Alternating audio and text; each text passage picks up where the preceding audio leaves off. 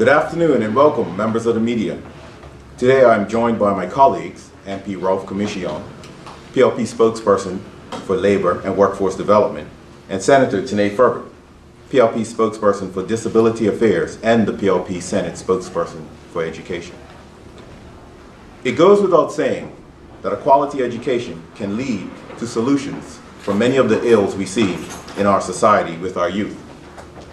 Yes, it is of paramount importance that we get education right, and the hardest thing about something as big and important as public school education is that there is no one size that fits all plans that will work for everyone. For years, and through multiple plans, reports, strategies, and ministers, we still don't seem to be as close as we should to getting this right. The minor victories that we have with the occasional shining star leaving public school is just not good enough. With a system that graduates the majority of our students leaving high school yearly, the occasional victory is nowhere near good enough. The percentage of the high flyers is still too low.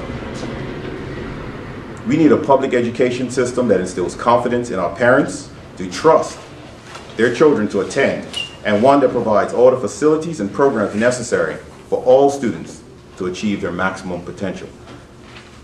For far too long, successive governments have allowed political interference to affect the performance of those we have trusted to ensure our education system does what it's supposed to do, produce quality graduates. The long line of successive ministers and their influence, whether positive or negative, over the system is proof of our need to start there with reform. The next PLP government will look to remove the traditional political interference by ensuring that the Minister of Education will retain an arm's length oversight of our educational offerings.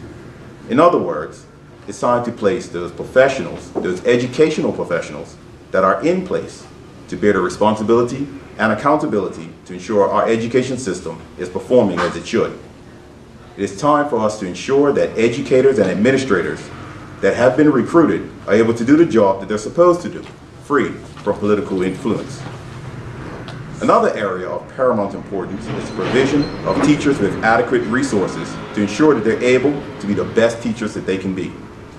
This is not limited to ensuring schools are equipped with the modern necessities for today's students, such as Wi-Fi, adequate school supplies, and updated technology. By utilizing the Bermuda College, a teacher training institute will address annual and continuing training for our teachers and also provide an avenue to assist teachers needing to be certified. In addition to the envisioned new hierarchy just mentioned and more teacher resources, our dedication to transforming education has not wavered since our 2014 reply to the throne speech. We still intend to see the following: the removal of social promotion at all levels, develop ways to strengthen parental involvement, which includes a revisit to the Hopkins Report recommendation for the establishment of school boards of governors, provides principals with more autonomy to run their schools, introduction of additional abilities to study for and sit exam certifications such as CXC, IB, RSA, and City and Guilds, continue to consolidate preschools for primary schools, and introduce a mandatory foundation year for the final year of preschool. Inclusion of Bermudian history as mandatory with all registered school systems on the island. Realign our current curriculum to provide a national standard from preschool to high school. Create signature schools that will provide additional resources beyond what will already be offered at all schools, and removing the geographical restrictions to allow any child to attend the school best suited to their skill set and interests, regardless of where they reside or where the school is located. We will tap into resources already found locally by using retired teachers and specialty area professionals to help develop school programs. We will strengthen the Bermuda College to offer more four-year degrees in partnership with overseas institutions. Full examination on how our children are taught will address today's and tomorrow's employment opportunities. STEAM, for example, and align with the Ministry and Department of Education to be more closely aligned with the Department of Workforce Development. And lastly, in consultation with industry and relevant stakeholders, ensure exposure to technical education for today's world as early as the first year of what is currently the middle school track. The PLP is still committed to initially repurposing the current middle school system with the signature school concept, but with the eventual phasing out of middle schools to return to the previously successful two-stream system. Statistical data has shown that there is a severe lack of trust in the current middle school system, and one thing that is of paramount is to restore trust in the public school system. In order to avoid as much disruption as possible, the transformation of the current three-stream system to a two-stream will not be rushed and will be done in such a way to provide a smooth and orderly transition that will have minimal effect on students and teachers alike. The Progressive Labor Party is confident that once our educators and administrators have more creative control over the system they work within, and once our educators are provided with the necessary resources needed to provide quality delivery of learning, and once our parents are confident their children will have the best possible exposure to the things necessary to have a truly rewarding and productive school career from preschool to high school, we will see the education system move beyond where it is today, to being the first choice of all Bermuda's parents. Education is critical and needs all of Bermuda to get behind it, and we need to get this right. Thank you.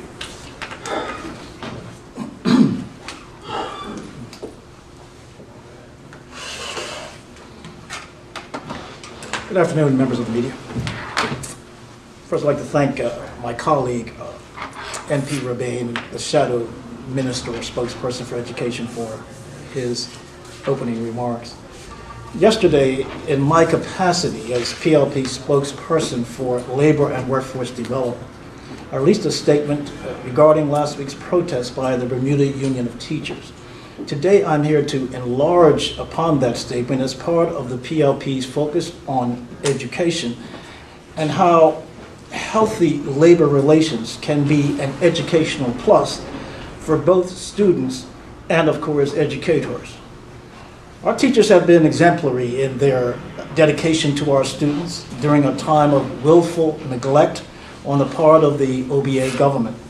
For the last 5 years, our teachers have worked without raises as the cost of living in Bermuda increases, and they have worked without a new collective bargaining agreement, providing them without security.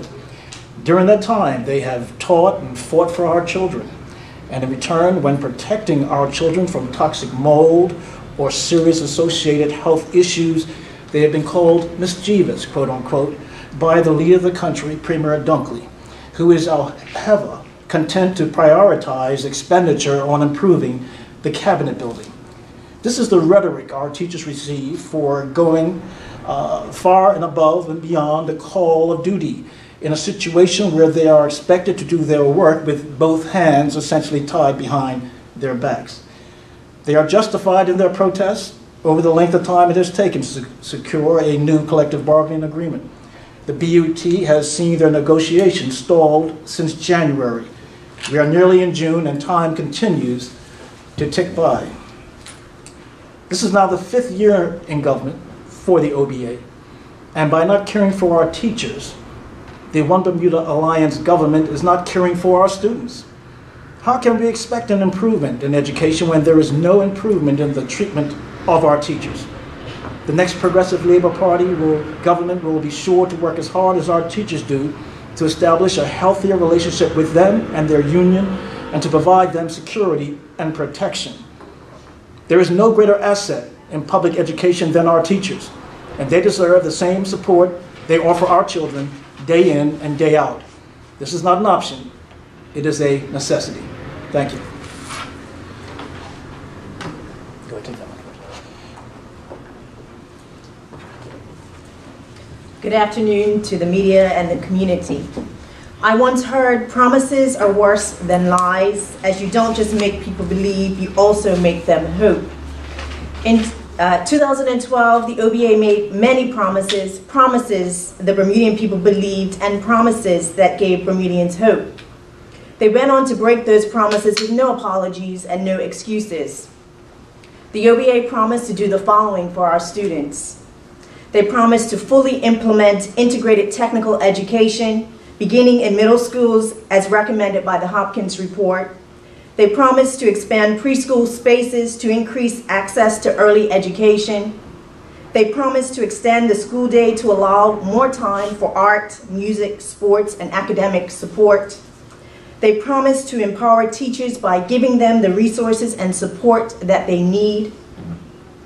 They assured us that they would provide a white paper on an inclusive and special education after the green paper was submitted in 2013. We have not seen updates on this yet. Pretty words and noble ideas, never delivered, in many cases, not even started. Education has gone forward under the OBA, has not gone forward under the OBA. It's gone nowhere. With 4 education ministers in 4 years, there's been no consistency. For too long, too little has been done to give our teachers the environment they need to succeed, as well as our students. For too long, for too little has been done to ensure the access to quality education isn't just for the children whose parents can't afford it. Bermuda can and must do better on education, for our children, for our country, for our future. Our vision is realistic, achievable, and has been drawn from our Bermudian experts, educators, parents, and students. But equally as important as being realistic and achievable, our leader and our team we have the will to make it a reality. We owe our children and our country and our future nothing less. I want to take this time to invite the community to please join us. The Progressive Labour Party will be having a town hall meeting on education this Wednesday, May 31st at 6 p.m. at the Elliott Primary School. And at this town hall meeting, we look forward to the feedback of our community. Thank you. Questions? Questions? Yeah, it seems. Do you have questions? It seems to me that you're accusing the OBA of the very same failures that the PLP had when in government. I mean, you've admitted, for example, that successive governments allowed the minister to interfere in education. Why should voters trust that a new PLP government will get it right this time? Well, Io, it is important. It's very important for us to get education right, as I stated. As you look up here, you see 2 PLP members that have children in the public school system who have extensive experience of dealing with what we find as lacking within the public school system. And I think that, you know, with us talking to fellow parents, fellow educators, fellow administrators, we think that moving in this direction is the correct direction to move into, and allowing the educators and the administrators to do what it is they're there to do, and that is to provide a quality education. And where's the evidence now of political interference in education? Well, well, you can see from just the question you asked. You know, there have been successive ministers. Whenever you hear about education, whenever anyone talks about education, the first thing they say is, why has there been ministers coming and going? So obviously, as I stated, education is about the parents being confident that their child is getting the best that they can get.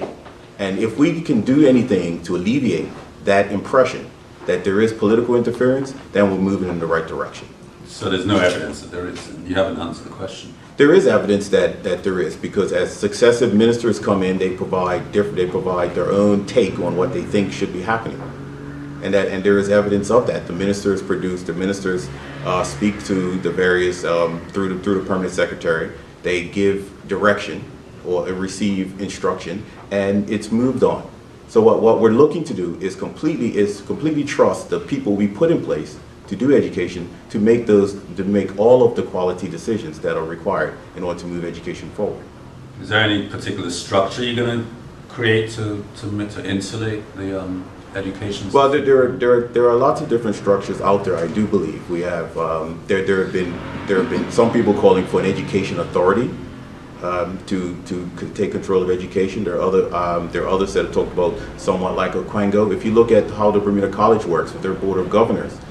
With them, the minister and the PS meet with them only once a quarter to get updates of what's going on. Everything else is left up to the board of governors and the president and her staff to make sure that things are running properly at the college. They produce their own financials, they produce their own reports, and they send those back to the ministry. So what is the PLP going to do? What structure are you going to use? Well, I don't want to get into exactly what the structure is, but that is the direction that we plan to move into. But you did say in your opening comments that you're going to keep the minister at arm's length. Yes. So you must have an idea of what you want to do in terms of the structure. Well, what we would like to see is the Board of Education actually be the one that's running the Department of Education. So it'll be much more like a BTA, Bermuda Tourism Authority structure. So, well, as I said, some have spoken about an authority, some have spoken to some sort of Quango type arrangement. That will have to be worked out. So you haven't worked out what you're going to do other than to keep the minister at arm's length? Yes. That is the initial start. And everything starts with the initial part, and then you work it out after that. Is it fair, Mr. Commission, to, and you talked about the negotiations going on for too long, is it fair to blame that purely on the government side? Because as you know, it takes more than one party to negotiate. I understand that. But I think it's clear that the government is not necessarily prioritizing those things that we would look for them to prioritize over the last 3 or 4 years. And one of them is maintaining healthy labor relations. But I think it goes deeper than that. I think the government is almost governing it as if we're back in the early 1980s. And that may have something to do with the fact that with the demise of what I call the BDA faction within the government, who were the dominant faction after the election in 2012, we saw post-Jetgate the rise of the more traditional UEP elements. And so it's no secret that their philosophy of government, their ideology is one that doesn't really prioritize putting investment